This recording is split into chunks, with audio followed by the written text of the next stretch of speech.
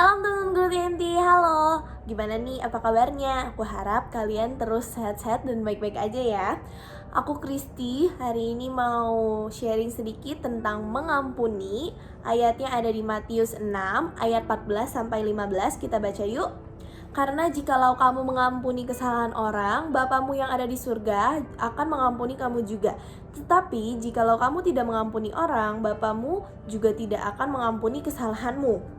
Nah, jadi teman-teman, mengampuni itu sangat amat penting. Karena apa tadi? Poinnya udah dijelasin ya kan. Kalau misalnya kita nggak mengampuni orang lain, Tuhan juga nggak akan mengampuni kesalahan kita. Which is sangat amat parah karena kita manusia yang umumnya selalu tidak luput dari dosa. Kalau setiap hari nggak dikasih pengampunan dari Tuhan, gimana ya? Ya kan?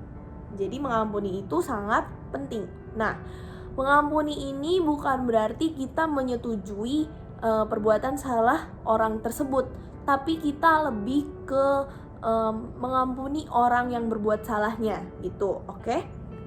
Jadi kalau misalnya nih teman kamu bikin salah terus kamu kesel sama dia sampai kamu tuh kayak pengen, aku pengen balas dendam gitu. Nah, kalau kita udah mengampuni itu kita beda rasanya, kita nggak ada kesel lagi sama dia, kita nggak ada rasa dendam sama sekali. Ya udah, kita biasa aja sama orangnya. Bahkan kita selalu mendoakan dia dan selalu mengasihi dia, karena kita memandangnya sebagai kasihan ya, mereka perlu untuk didoakan, untuk dipulihkan gitu teman-teman, oke? Nah, terus gimana sih caranya mengampuni? Karena berhubung mengampuni ini penting banget, ada di Efesus 4 ayat 32.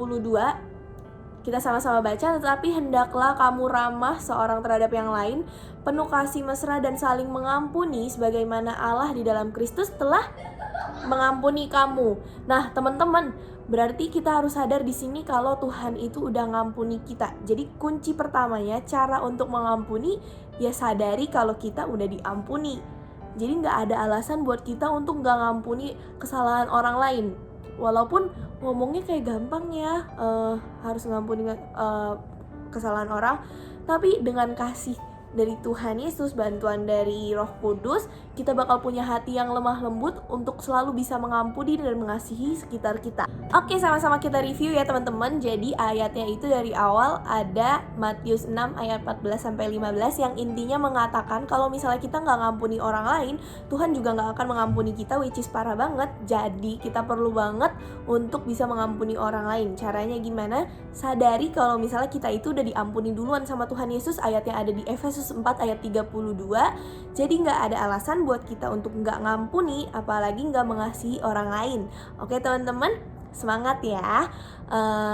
Yang pasti Roh Kudus pasti memberikan kita hati yang lemah lembut untuk bisa terus mengasihi orang di sekitar kita dan mengampuni orang di sekitar kita. Oke, semangat semuanya teman-teman. Semoga kalian bisa dapetin sesuatu dari sharing hari ini. Have a great day. Jangan lupa tonton video yang lainnya juga, karena yang pasti kalian bakal terberkati banget juga. Dan jangan lupa buat subscribe buat yang belum, dan like videonya. Makasih semuanya teman-teman. Dadah. Jesus bless you.